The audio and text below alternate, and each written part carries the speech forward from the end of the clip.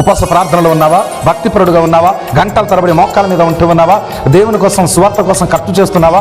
వేల లక్షల రూపాయలు ఖర్చు పెడుతున్నావా? సువార్త కోసం కొండ కొండకు, వీధి వీధికి, వాడ వాడకు, గ్రామ గ్రామాలకు, పల్లె పల్లెలకు వెళుతూ ఉన్నావా? రాత్రి పగలు దేవుని ధ్యాసలో ఉంటూ ఉన్నావా? ఏమి చూసి నీకు ఆపదలో కాపాడాలి దేవుడు? ఏం చూసి దేవుడు కాపాడాలి నేను?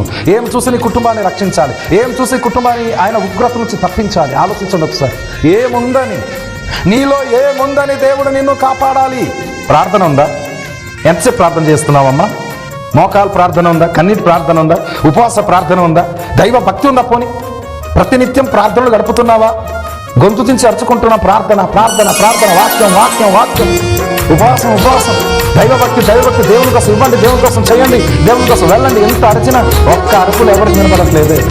భక్తిహీనుల ప్రాణమును ఆయన కాపాడడు. ఎప్పుడు ప్రమాదములు, ఎప్పుడు ఆపదలు, ఎప్పుడు విపత్తులో. జాగ్రత్త. నిన్ను దేవుడు కాపాడాలంటే భక్తిహీనుడుగా ఉండొద్దు, భక్తిహీనురాలుగా ఉండొద్దు. భక్తి పరుడుగా, విశ్వాసిగా ఉండు, పరిశుద్ధంగా ఉండు, నీతిగా ఉండు, భక్తిగా ఉండు, నిలకడగా ఉండు, దైవికంగా ఉండు. ఈరోజు దేవుని వాక్యము వింటున్న ప్రతి ఒక్కరూ ఆచరించబద్దులై ఉండాలి. మరలా చెప్తున్నాను, వాక్యం విన్న వెంటనే మీరు ఆచరణలోకి పెట్టాలి దేవుని వాక్యమును. బాగా అర్థం చేసుకోవాలి. అబ్రాహాము గారికి దేవుడు రాత్రిపూట మాట్లాడినప్పుడు తెల్లారిన వెంటనే మాట్లాడిన మాటలను కార్యాచరణలోకి తీసుకుని వచ్చేటువంటి వాడు. ఈరోజు అబ్రాహాము సంతానముగా పిలువబడుతున్న నీవు కూడా అబ్రాహాముకు తండ్రి, విశ్వాసులకు తండ్రి అంటున్నా నీవు ఏం చేయాలంటే రాత్రి ఏదైనా వాక్యం వింటే తెల్లారితే దాన్ని ఆచరణలోకి పెట్టాలి. రాత్రి నువ్వు ఏదైనా వాక్యం విన్నామనుకో, ఉదయం ఏదైనా వాక్యం విన్నామనుకో, మధ్యాహ్నం కల్లా, సాయంత్రం కల్లా, రాత్రి కల్లా దాన్ని ఆచరణలోకి పెట్టేటువంటి వ్యక్తివైన ఉండాలి. దాని బాధాకరమైన విషయము ఈరోజు అనేక మంది ఆ విధంగా లేరు. చాలా దుఃఖకరమైన విషయం, ఈరోజు అనేక మంది ఆ విధంగా జీవించటం లేదు. గుర్తుపెట్టుకోండి. కానీ ప్రియులారా, ఎంత వింటున్నాం అన్నది కాదు, ఎంత విన్నది ఆచరిస్తున్నాం అన్నది కావాలి దేవుని దృష్టికి. నువ్వు హాస్పిటల్కి లక్షల రూపాయల మందు తీసుకొస్తే ఏం ప్రయోజనం లేదు. నువ్వు లక్షలు తెచ్చావా, వేల రూపాయలు తెచ్చావా, 100 రూపాయలు తెచ్చావా, అది వాడాలి. నీ శరీరానికి అది అప్లై చేసుకోవాలి, నీ శరీరానికి దాన్ని వాడుకోవాలి. అప్పుడు ఏమవుతుంది అంటే ఆ మందు యొక్క ప్రభావము నీ శరీరంలోకి తాకి నీకు మేలు జరుగుతుంది అని దేవుని యొక్క వాక్యంలో చెప్పబడుతుంది. అర్థమైందండి? అలాగన్నట్టుగా విన్న వాక్యమును ఆచరణలోకి పెట్టాలి మనము. ఈ రోజుల ఆచరణలోకి పెట్టలేనటువంటి వారే భక్తిహీనులుగా మారిపోతున్నారు. మీకు అర్థమవుతుందా? బాగా వినాలి. దేవుని వాక్యం విన్న తర్వాత ఆచరణలోకి పెట్టలేని వారు భక్తిహీనతతో వెళ్ళిపోతూ ఉన్నారు. ఈ భక్తిహీనత అనేటువంటిది ఎంత ప్రమాదకరం తెలుసునా? చాలా ప్రమాదకరం అండి. ఎవరైతే భక్తిహీనంగా ఉంటారో, ఎవరైతే దేవుని చిత్తాన్ని అనుసరించకుండా జీవిస్తూ ఉంటారో, ఎవరైతే దైవ వాక్యానికి విధేయత చూపించకుండా బ్రతుకుతూ ఉంటారో, భక్తిహీనుల కుటుంబం నిస్సత్తు అవుతుంది. యోబు గ్రంథం 10:34 వాక్యంలో ఉంటుంది. భక్తిహీనుల కుటుంబం నిస్సత్తు అయిపోతుంది. ఎవరైతే భక్తిహీనంగా ఉన్న కుటుంబం చూడండి, జాగ్రత్త. అందరికీ చెప్తున్నాను, నువ్వు కనుక భక్తిహీనుడివైతే, భక్తిహీనురాలైతే నీ కుటుంబం నిస్సత్తు అవుతుంది. జాగ్రత్త జాగ్రత్త. ఎటువంటి నామము రూపము లేని పరిస్థితులకు వెళ్ళిపోయే అవకాశం ఎంతైనా ఉంది. కాబట్టి జాగ్రత్త. యోబు గ్రంథం 18:5 చూసినట్లయితే భక్తిహీనుల దీపము ఆరిపోతుంది అన్నాడు. ఎందుకు ఆరిపోతుంది భక్తిహీనుల దీపం? దీపం అంటే ఏదో మనం వెలిగించిన నూనె దీపం అనుకుంటున్నారు, కరెంటు దీపం అనుకుంటున్నారు. అది కాదండి దీపం అంటే. అర్థమైందా? యోబు గ్రంథం 21:17 ప్రకారం చూసినట్లయితే భక్తి శూన్యుల దీపము చీకటిలో ఆరిపోవునన్నాడు. భక్తి శూన్యులు, చెప్పండి శూన్యులట. భక్తి శూన్యుల దీపము చీకటిలోనే ఆరిపోతుంది, వెలుతురులో కాదు. వెలుతురులో లైట్ వెళ్ళిపోయింది అనుకోండి, ఏం పర్లేదు, వెలుగు ఉంది కాబట్టి మనం నడవగలం, చేయగలం, పనులు ఏదని చేస్తాం. కానీ ఇక్కడ చెబుతున్నటువంటి మాట ఏమిటంటే భక్తిహీనుల దీపము చీకటిలో ఆరిపోవును. ఇంతకు దీపం దీపం దీపం దీపం అంటున్నారు కదా, దీపం అంటే ఏమిటి అని మీకు డౌట్ రావాలి. వినాలి బాగా. దేవుని వాక్యం చెబుతుంది, సామెతల గ్రంథంలో మనం చూడగలుగుతాం 20వ అధ్యాయం 27వ వాక్యంలో, యెహోవా పెట్టిన దీపము, నరుని ఆత్మ అట యెహోవా పెట్టిన దీపము అంటున్నాడు. ఇందుకే దీపం ఆరిపోవడం అంటే ఆత్మ ఆరిపోవడం. ఆత్మ ఆరిపోవడం అంటే చావటము అని అర్థం. నీకు అర్థమైందా? అంటే దీని అర్థం ఏంటంటే మీకు మీరే చచ్చిపోతున్నారు. మీకెవరో చంపటం లేదు, మీకెవరో నరకానికి తోసేయటం లేదు. మధ్యాహ్న కాలం మీరు విన్నారు, ఎవరో మీకు మీ గొంతును పట్టి, మీ మెడ పట్టి, మీ యొక్క పీకను పిసికి మీకు ఎక్కడో నరకం అనే గోతిలో గుమ్మిలో పడేయటం లేదు. మీకు మీరే అపాత్రులుగా ఎంచుకుంటూ మీకు మీరే నరక పాత్రులుగా చేసుకుంటూ ఉన్నారు. కావున జాగ్రత్త అండి. దేవుని వాక్యం చెప్తుంది, నిజంగా భక్తిహీనంగా నీ ఉంటే మాత్రము నీ బ్రతుకులు ఇలాంటి గందరగోళమే జరుగుతుంది అని అంటూ ఉన్నాడు. ఎన్ని మాటలు చెప్పాలండి. సామెతల గ్రంథం 24వ అధ్యాయంలో కూడా మీరు చదివినట్లయితే అక్కడ కూడా చెప్తున్నాడు ఒక మాట. 24-20వ వాక్యంలో ఏమండి, భక్తిహీనుల యొక్క దీపము ఆర్పివేయబడుతుంది అంటున్నాడు. యోబు గ్రంథం 20 అధ్యాయం 4వ వచనంలో భక్తిహీనులకు సంతోషము ఏమండి ఎంత నిమిషమాత్రం ఉంటుందట. భక్తిహీనత ఎంత ప్రమాదకరం తెలుసున? భక్తిహీనంగా ఉంటే ఎంత ప్రమాదం. నిమిషమాత్రం కొద్దిగా సంతోషం కనబడతాం, మరి దుఃఖమే, తన జీవితం అంతా దుఃఖమే అంటూ ఉన్నాడు. ఎంత ఘోరమైన విషయాలు ఇవంతా. మీకు అర్థమవుతుందా? కావున భక్తిహీనత అనేటువంటిది మీరు చాలా జాగ్రత్తగా ఆలోచించాలి. నిజంగా నేను భక్తిహీనుడుగా ఉన్నానా, భక్తిపరుడుగా ఉన్నానా, ఎలా జీవిస్తున్నాను అనేటువంటిది మీకు తెలియాలి. ఈ రోజులు అనేక మందికి ఆ సత్యాలు తెలియదు కాబట్టి ఆ విధంగా జీవిస్తున్న వాళ్ళ బతుకును బజార్ చేసుకుంటున్నారు, బతుకును గందరగోళ పరిస్థితులు తీసుకొచ్చేస్తున్నారు. కాబట్టి మరొక మాట చదువుకున్న యోబు గ్రంథము 27వ అధ్యాయం 8వ వాక్యం చూసినట్లయితే అక్కడ ఒక మాట, నిజంగా ఏదైనా సమస్య ఎదురైనప్పుడు, బాధ ఎదురైనప్పుడు, కష్టం ఎదురైనప్పుడు, దుఃఖం ఎదురైనప్పుడు, శోధన ఎదురైనప్పుడు, ప్రాణమే పోయే పరిస్థితి ఎదురైనప్పుడు భక్తిహీనులకు నా ఆధారం ఏంటి? దేవుడు గనక ఉగ్రత నీ మీదకి పంపించేటప్పుడు, దేవుని ఉగ్రత నీ మీదకి దిగి రాబోతున్నప్పుడు నీకు ఆధారం ఏముంది? నీకు భక్తి ఉందా? భక్తి నీకు బతికించడానికి, భక్తి నిన్ను కాపాడడానికి, భక్తి నీకు ఆధారం అవడానికి, భక్తి నీకు నిలకడగా ఉండి నిన్ను సంరక్షించడానికి నీలో భక్తి ఉందా? అక్కడ అంటున్నాడు, దేవుడు కొట్టివేయినప్పుడు భక్తిహీనునికి ఆధారం ఏంటి? ఏంటి ఆధారం ఉంది? ఉపవాసం ఉందా? ఉపవాస ప్రార్థనలో ఉన్నావా? భక్తిపరుడుగా ఉన్నావా? గంటల తరబడి మోకాల మీద ఉంటూ ఉన్నావా?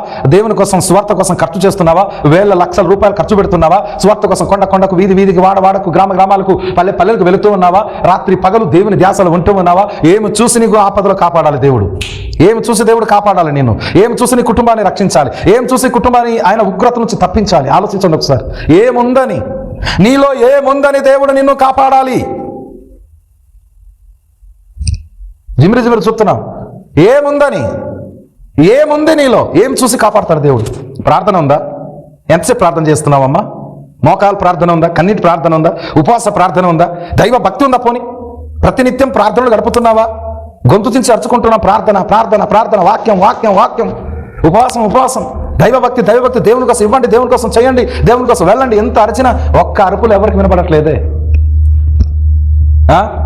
బ్రతికి చచ్చినటువంటి వారు దైవ వాక్యానుసారం చూసినట్టు బ్రతుకుతున్నామన్న పేరు మీకుంది, కానీ మీరు మాత్రం మృతులే అంటున్నారు. ఆయన ఏం సుఖం అండి? ఏం సుఖం చెప్పండి? కాలు చేతులు ఉన్నాయి, పని చేయట్లేదు. ముక్కునోరు నాలుగు ఉంది, పని చేయట్లేదు. బ్రెయిన్ ఉంది, ఆలోచించట్లేదు. ఒళ్ళు ఉంది, పని చేయట్లేదు. ఏం సుఖం ఉంది చెప్పండి? ఆ శరీరం ఎలాంటిదై ఉంటుంది? ఆ శరీరం ఎందుకు పనికి రాదు? గుర్తుపెట్టుకోండి. కావున ఇక్కడ మనం దేవుని వాక్యం ద్వారా తెలుసుకోవాల్సినటువంటి విషయం ఏమిటంటే, ప్రభు తన వాక్యముఖం మనకు తెలియజేస్తున్నటువంటి మాట ఎంత అద్భుతమైన మాటలు కదండి. భక్తిహీనులకు ఆధారం ఏది అంటే దాని అర్థం ఏంటి? భక్తిహీనులకు ఆధారం ఏమి లేదు. ఇంకా వాక్యం చూపమంటారా? చూడండి, 36వ అధ్యాయం 6వ వాక్యం. ఎంత భయానకమైన విషయం ఇది. యోబు గ్రంథం 36వ అధ్యాయం 6వ వాక్యం చదివితే అక్కడ చెప్పాడండి ఒక మాట, చాలా భయంకరమైన మాట అది. ఎందుకనగా ఈ వాక్యాలు వింటుంటేనండి రాత్రిపూట నిద్ర పట్టదండి బాబోయ్. అర్థమైతే కదా మీకు.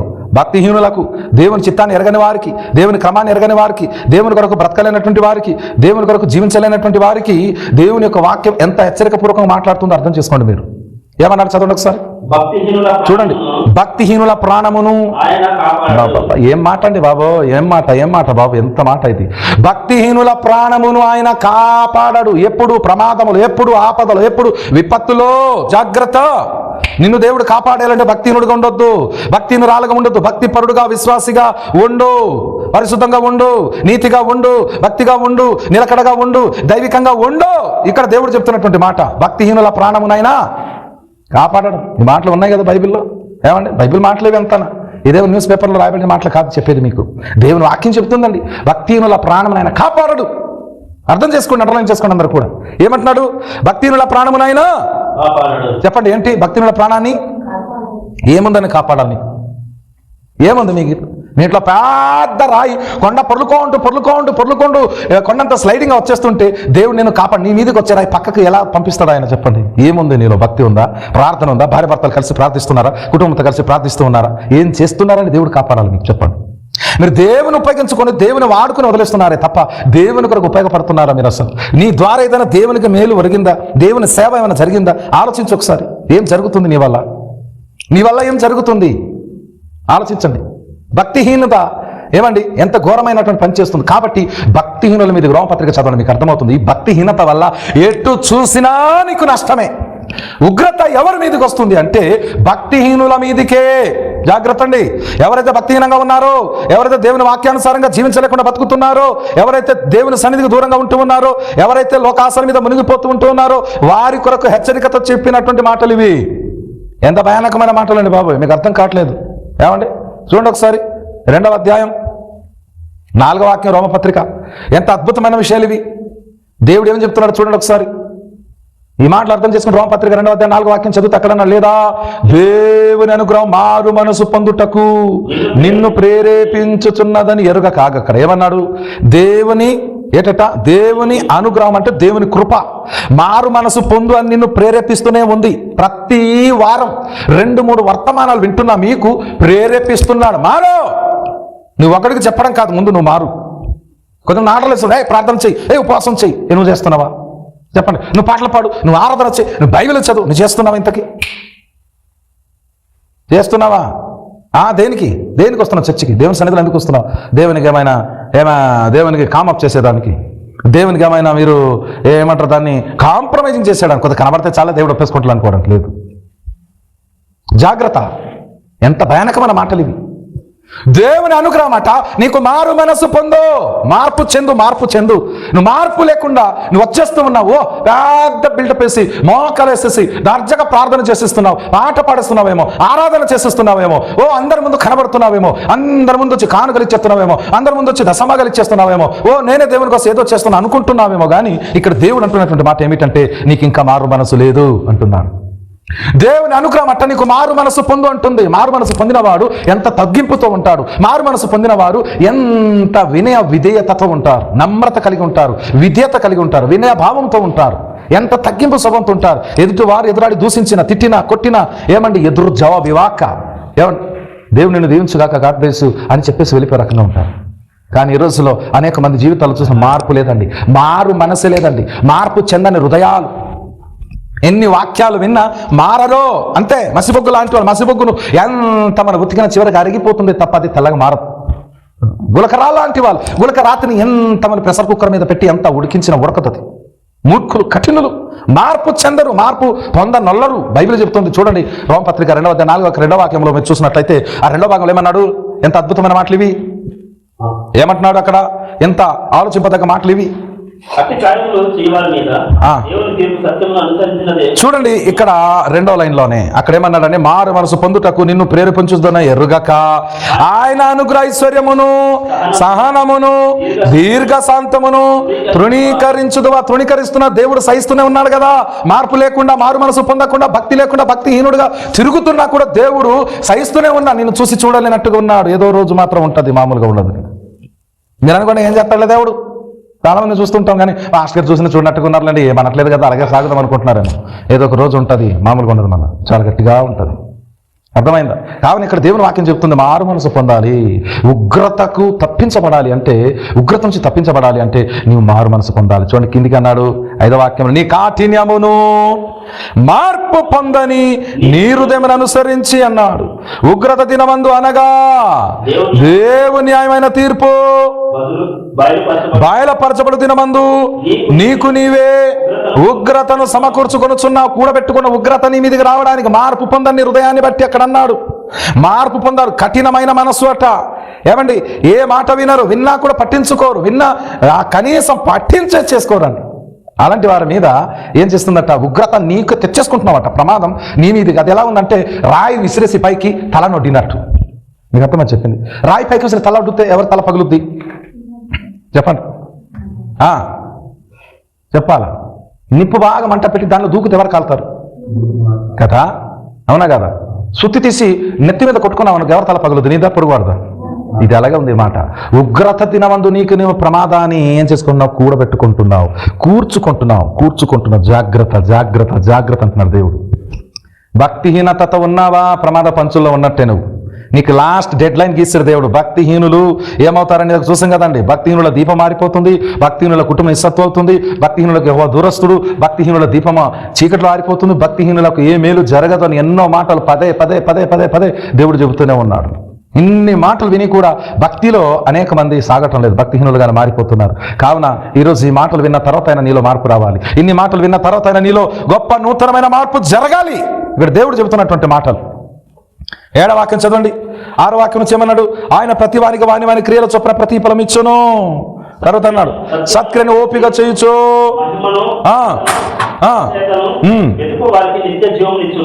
నిత్య జీవం ఇస్తాడట. సత్క్రియలు ఓపికగా చేయాలి. భక్తిహీనతతో ఉంటే కాదు, సత్క్రియలు చేయడానికి ఓపిక ఉండాలి. సత్క్రియ చేయడానికి అనేక మంది రాలేదు. చూడండి, ఉదయం వచ్చారు, మధ్యాహ్నం ఇంకా రావడానికి మానేశారు. కొంతమంది మధ్యాహ్నం వచ్చారు, రాత్రి రావడానికి మానేశారు కదండి. ఏమండి, వీళ్ళకి ఓపిక లేదండి. దైవ భక్తి విషయంలో ఓపిక లేదు, ప్రార్థన విషయంలో ఓపిక లేదు, వాక్యం విందామని ఆలోచన లేదు. ఇప్పుడు చూడండి, కొంతమంది టీవీ ముందర కూర్చుంటారు, లేదా మొబైల్ ఫోన్ పట్టుకుని టిక్ టక్ నొక్కుతూ ఉంటారు, అంతే తప్ప ఇంకేం లేదు. ఎంతకాలమని తప్పించుకుంటారు మీరు? ఇన్ని మాటలు విన్నా కూడా కఠినమైన మనస్సు, మార్పు పొందని నీ హృదయం అన్నాడు. చూడండి పాయింట్ అక్కడ చెప్పాడు కదా, మార్పు చెందని నీ హృదయాన్ని బట్టి ఆయన నీకు ఉగ్రతకు పాలు చేస్తా. అంటే నీకు నీ ఉగ్రత తెచ్చుకుంటావట. 8వ వాక్యం చదవండి. అక్కడేమన్నాడు? అయితే భేదములు పుట్టించి సత్యమునకు లోబడక దుర్నీతికి లోబడి వారి మీదికి దేవుని ఉగ్రత రౌద్రము వచ్చును. బాబా ఎంత ఘోరమైన మాట్లాడి బాబు. దేవుని ఉగ్రత వస్తుందట, రౌద్రము అంటే దేవుడు రచ్చిపోయి వస్తాడనమాట. ఎలా ఉంటుందంటే ఆ రోజు మహాభయంకరం, ఎవడు కాపాడలేడు, ఎవడు రక్షించలేడు, అంత భయానకమైన ఉగ్రత రాబోతుంది అనేటువంటి మాట ప్రభు చెబుతూ ఉన్నాడు. ఏమంటే ఎందుకు ఇవన్నీ జరుగుతాయి?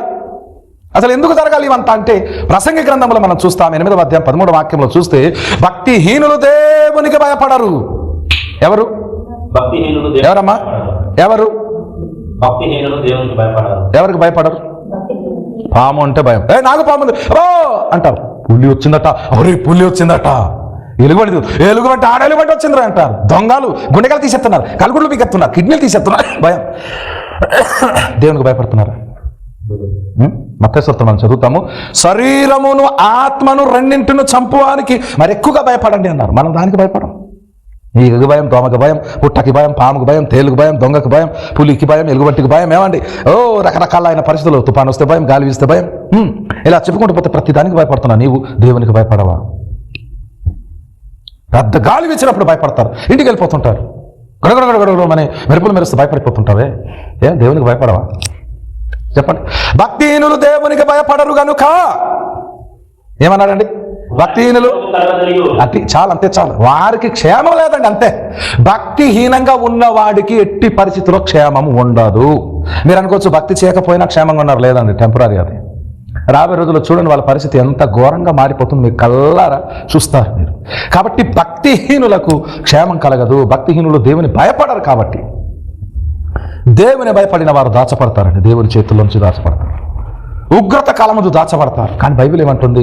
మనం చదువుతున్నాం ఏంటంటే, వారు గట్ట భక్తిహీనులు దేవునికి భయపడినందువలన వారికి ప్రమాదాలు జరుగుతాయి, ఆపదలు జరుగుతాయి, శోధన జరుగుతుంది, కీడు జరుగుతుంది. కొలస్సీ పత్రిక 3:6లో చెబుతాడు. పౌలు గారు చెప్తారు ఆ మాట, చూస్తారు ఒకసారి. అక్కడ ఏమన్నాడు? కొలస్సీ పత్రిక 3వ అధ్యాయము 6వ వాక్యం. అక్కడేం చెప్తున్నాడు? ఎంత అద్భుతమైన మాటలు ఇవి. ఈ మాటలు వింటుండగా మీకు ఏమర్థమవుతుంది? ఏమర్థం చేసుకున్నారు మీ బ్రతుకులో? దీని ద్వారా ఏ పాఠములు నేర్చుకుంటున్నారు మీరు? దేవునికి భయపడని వారు, ఏమంటే భక్తిహీనులు దేవునికి భయపడిన వారు కాబట్టి వారికి క్షేమం ఎట్టి పరిస్థితుల్లో ఉండదనే మాట మనం చూస్తూ ఉన్నాం. మరి ఈరోజు మీరు భక్తిహీనులుగా ఉంటే దేవునికి భయపడాలి. మీరు దేవునికి భయపడకపోతే మీకు క్షేమమే జరగదని ప్రభువే చెప్తూ ఉన్నాం. మరి ఈరోజు ఎలా ఉన్నారు మీరు? ఆలోచనతో వినాలి మాటలు. ఎలా ఉన్నారు మీరు? ఎలా జీవిస్తున్నారు మీరు? అసలు మీ ఉద్దేశాలు ఎలా ఉన్నాయి? మీ ఆలోచన ఎలా ఉంది? ఏమంటే ఆలోచనతో వినాలి మాటలు. ఎలా మీరు ఏమనుకుంటున్నారు? అసలు ప్రతి మనిషికి ఎలాగో ప్రత్యుత్తరం ఇవ్వలేనో అది మీరు తెలుసుకున్నట్టుగా మీ సంభాషణ ఉప్పు వేసినట్టు ఎల్లప్పుడూ రుచికలదిగాను కృపాసహితముగాను ఉండనీయుడి. కొన్నిసార్లు మనం మాట్లాడినటువంటి మాటలు, కొన్నిసార్లు మనం చెప్పేటువంటి మాటలు, కొన్నిసార్లు మనం చేసేటువంటి ప్రతి క్రియ కూడా ఎలా ఉండాలి?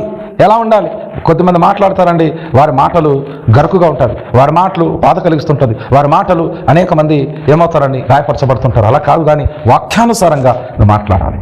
ఇక్కడ వాక్యానుసారంగా చెబుతుంటే మీరు ఎందుకు వినకుండా దూరం అవుతున్నారో ఆలోచించాలి. చదవండి ఇప్పుడు కొలస్సీ పత్రిక 3వ అధ్యాయం 6వ వాక్యంలో ఎంత అద్భుతమైన మాట ఉంది. వాటి వలన దేవుని ఉగ్రత అవిధేయులైన వారి మీదికి వచ్చును. చూసారండి, ఎవరి మీదకి వస్తుంది? వాటి వలన అన్నాడు. వేటి వలన? పైకి ఇచ్చాడు లిస్టు. వాటి వలన అవిధేయతతో ఉన్నటువంటి వారి మీదికి దేవుని ఉగ్రత వస్తుంది. ఆ లిస్ట్ ఏంటో పైకి చెప్పేశాడండి. 5వ వాక్యం చదువుతుంటది. కావున భూమి మీదనున్న మీ అవయవములను అనగా జారత్వమును, అపవిత్రతను, కామతురతను, దురాశను, విగ్రహ ఆరాధనైన ధనాపేక్షను లేక లోభమును చంపివేయండి. వాటి వలన ఉగ్రత వస్తుంది. వీటిలో ఏమైనా లిస్టు మీ దగ్గర ఉందేమో చూసుకోండి. ఆలోచనతో వినాలి ఈ మాటలు.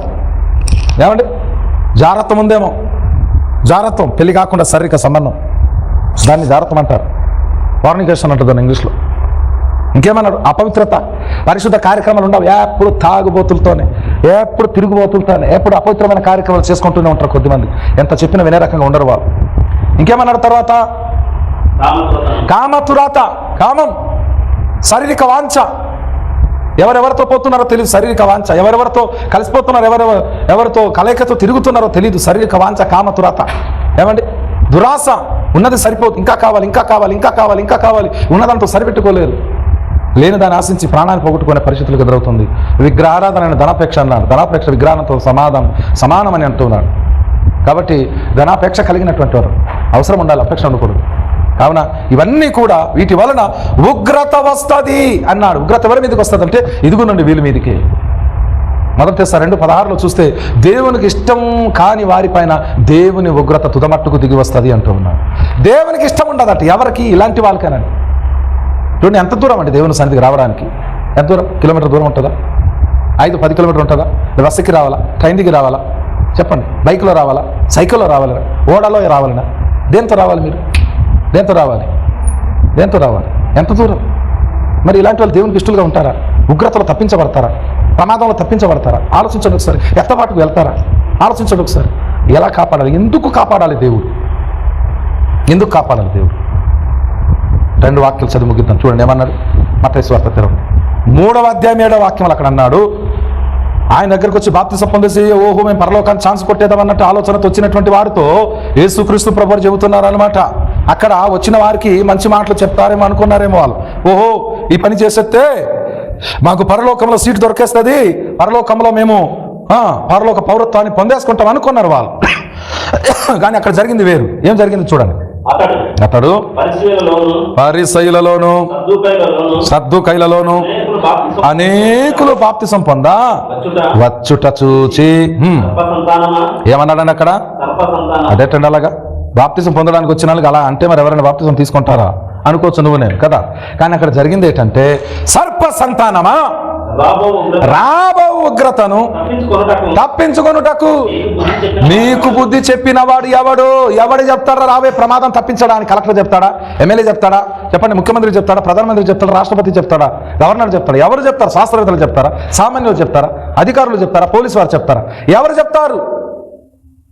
ఆలోచించాలి మీరు. ఎవరు చెప్తారు మీకు రాబోయే ఉగ్రత తప్పించుకోవడానికి? ఇలాగుంటే ఉగ్రత తప్పించుకుంటారు, ప్రమాదం తప్పించుకుంటారు. ఈ భూమి అగ్నికి ఆహుతైపోతుంది త్వరలో. పైన ఆకాశం కిందికి పడిపోతుంది, లేకపోతే కాగితం వల్ల చుట్టబడిపోతుంది, శూన్యంగా మారిపోతుంది, తాగా నీళ్లు రక్తంగా మారుతుంది, పీల్చే గాలి ఏమంటే ఆగిపోతుంది, పంచభూతాలు లయమైపోతాయి. ఇవన్నీ అయినప్పుడు ఎవరు కాపాడతారు నిన్ను?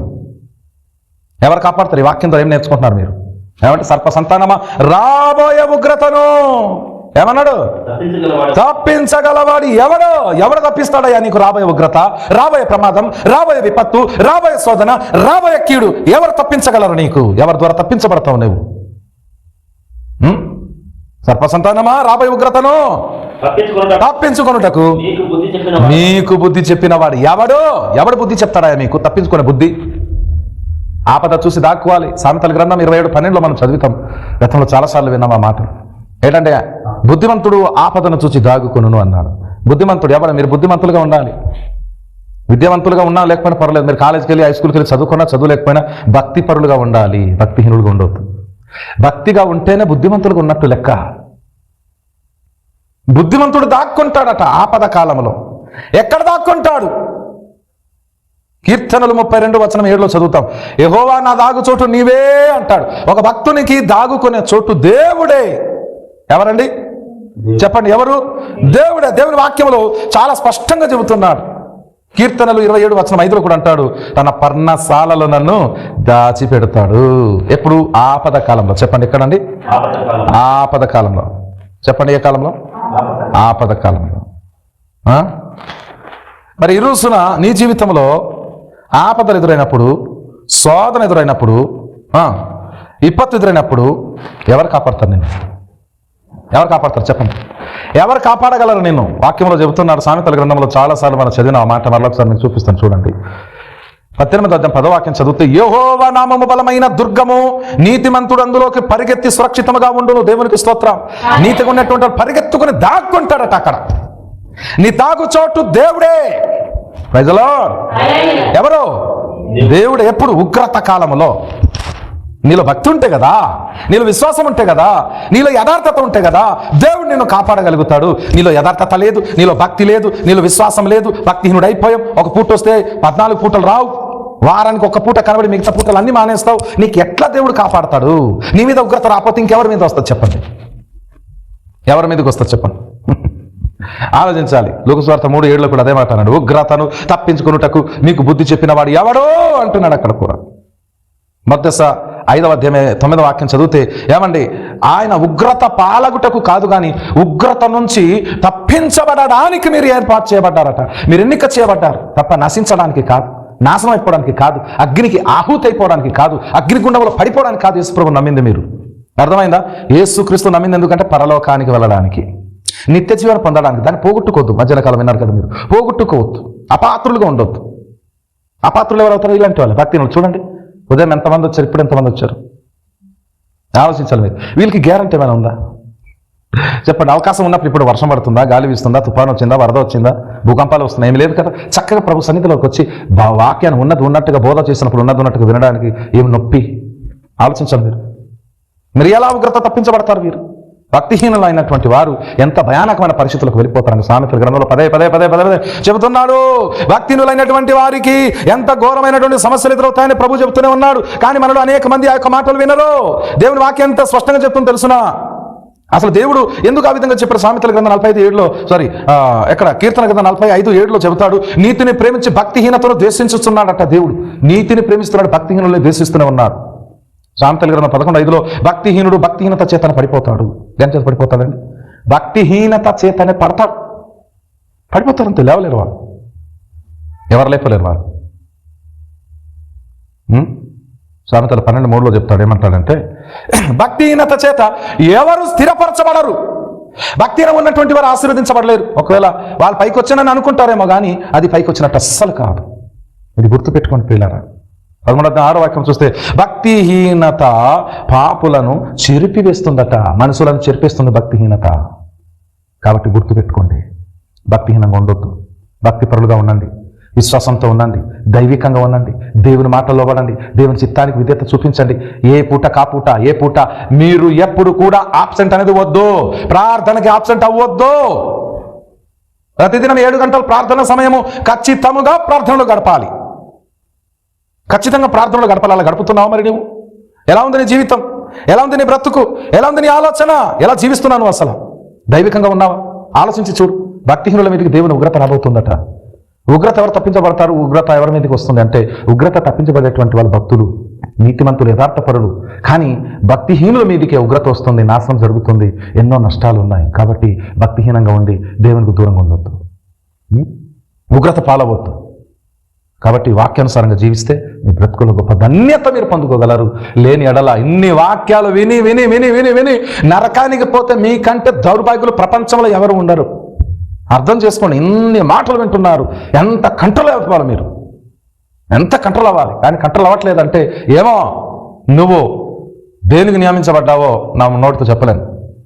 ఇంత చెప్పిన నువ్వు కంట్రోల్ అవ్వట్లేదంటే నువ్వు దానికే నియమించబడ్డావు. దానికంటే దేనికో నువ్వు అర్థం చేసుకొని వెళ్ళు. నువ్వు మాట వింటున్నావంటే, విధేయత చూపిస్తున్నావంటే నీవు పరలోకానికి నియమించబడ్డావు అని అర్థం. నువ్వు ఎంత చెప్పినా వినటం లేదంటే మీరు ఖచ్చితంగా దానికంటే దేనికి, ఇంకా అగ్నికే. మరి చెప్పడానికి దాయడం ఎందుకు? అగ్నికే నియమించబడ్డారు కొద్దిమంది. భక్తిహీనుడు తన భక్తిహీనత చేతన పడిపోతాడు. భక్తి కలిగిన వారికి దేవుడు చెప్తాడండి. ప్రార్థిస్తుంటే కదా దేవుడు చెప్తాడు. మధ్యాహ్న కాలం విన్నారు, దైవ భయం ఉన్నవాడికి, దైవ జనుని కూడాకు భయం ఉంటుంది. సేవకుడు వస్తున్నారు, పాస్టర్ గారు వస్తున్నారు, అయ్యో మాట్లాడాలి, మాట వినాలి, ఆయన చెప్పింది చేయాలని ఒక ఆలోచన ఉంటుంది.